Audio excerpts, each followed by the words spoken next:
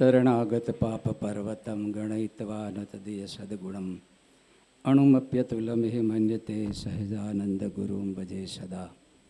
ઈષ્ટદેવ ભગવાન સ્વામિનારાયણ, રાજાધિરાજ નારાયણ મુનિદેવ,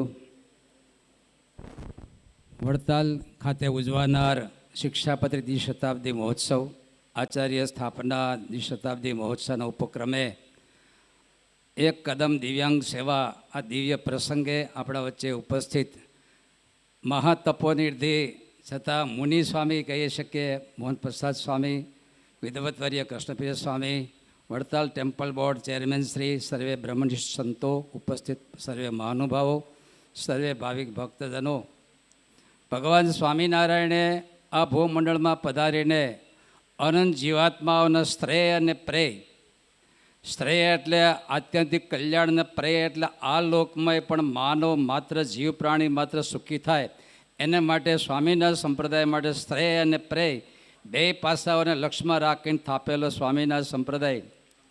જોકે મહારાજે આખા સંપ્રદાયના હાર્દબિંદુમાં એક શબ્દ શિક્ષાપત્રીમાં લખ્યો, આ સંપ્રદાય જે સર્વ જીવ હિતાવહ, સર્વ પ્રકારે જીવનું કલ્યાણ કરનાર અને સર્વ જીવ પ્રાણી માત્રનું કલ્યાણ કરનાર, આ સ્વામિનારાયણ સંપ્રદાયનો પર્યાય લખ્યો. બીજું, જીવાત્માના પરમ શ્રેય પ્રેમ માટે મહારાજે એક સંદેશ શિક્ષાપત્રીમાં લખ્યો કે સેવા મુક્તિશ્ચ ગમ્યતામ, સેવા મુક્તિશ્ચ ગમ્યતામ. પછી પરમાત્માની સેવા હોય, સંતોની સેવા હોય કે સારા વિશ્વની સેવા હોય, પણ સેવા છે મુક્તિનું કારણ છે. આ સંદેશ ભગવાન સ્વામિનારાયણે આપ્યો. ત્યારે સ્વામિનારાયણ સંપ્રદાયના ત્રણ બિંદુઓ મુખ્ય છે. એક જ્ઞાનની ધારા છે, બીજી પ્રેમની ધારા છે અને ત્રીજી કરુણાની ધારા છે. જ્ઞાન ધારા, પ્રેમ ધારા અને કરુણાની ધારા. જ્ઞાન ધારા દ્વારા તમે જાણો છો કે આટલા આપણે શાસ્ત્રો સંતોનું વિતરણ, અત્યારે આચાર્ય મહારાજ હોય, સંતો હોય, દેશ પ્રદેશમાં વિતરીને કથા પારાયણ દ્વારા લોકોને સાચું જ્ઞાન પીરસી અને અજ્ઞાનતામાંથી બહાર લાવીને વિવેક દ્રષ્ટિ આપી રહ્યા છે. જ્ઞાન ધારા છે. બીજી સમયા ઉત્સવ સેવા પૂજા દ્વારા પ્રેમની ધારાનું પોષણ આપી રહ્યા છે. અને કરુણાની ધારા છે. અનેક પ્રકારે કરીને સામાજિક ઉત્થાન માટે, પછી શૈક્ષણિક સેવા હોય, વ્યસન મુક્તિ આદિ હોય કે મેડિકલ સેવા હોય, પણ આ સેવાઓ દ્વારા કરુણા દ્વારા એ આખા સમાજને નિરોગી કરવા માટે ઉત્થાન કરવાનો પ્રયાસ સ્વામિનારાયણ સંપ્રદાય દ્વારા થઈ રહ્યો છે. ત્યારે આખા વિશ્વના ફલક ઉપર સ્વામિનારાયણ સંપ્રદાય આજે કઈક પ્રકારની સેવાઓ કરતા હોય, પણ આજે હું યાદ કરીશ આપણા સુખદેવ પ્રસાદ સ્વામીને. આટલી જુવાની અવસ્થામાં ભગવાને, આમ તો અમે ઘણીવાર કહીએ કે હૃદયના સ્પેશિયાલિસ્ટ ડૉક્ટર તો ઘણા છે, પણ સ્પેશિયલ હૃદયવાળા કોઈક મહામાનવ હોય, મહાસંત હોય, અમારા નારવાળા આ સુખદેવ પ્રસાદજી સ્વામી છે. કેટલા વર્ષોથી હું તો જોઉં છું એને ઉદાર નીતિ, સારા એ સંપ્રદાયને ભેગો રાખીને ચાલવાની પણ રીતિ, કોઈ પ્રત્યે દ્વેષ નહીં, તમામ આખા સંપ્રદાયનું સાહિત્યને ઉજાગર કરવાની રીતિ, એમાં સવિશેષ શૈક્ષણિક સેવા તો કરી રહ્યા છે. પણ હમણાં જે જરૂરિયાતમંદ લોકો માટે જે સેવા કરી રહ્યા છે, બધાના હૃદય, આખા સંપ્રદાયના સંતો ભક્તોના હૃદય હા પાડે, સમાજના લોકો પણ હૃદય હા પાડે કે સુખદેવ પ્રસાદજી સ્વામી જે કંઈ આજે કરી રહ્યા છે, આટલી અવસ્થા કરી રહ્યા હો તો એ પોતાની મોટી અવસ્થા કેવડી મોટી સેવા કરશે.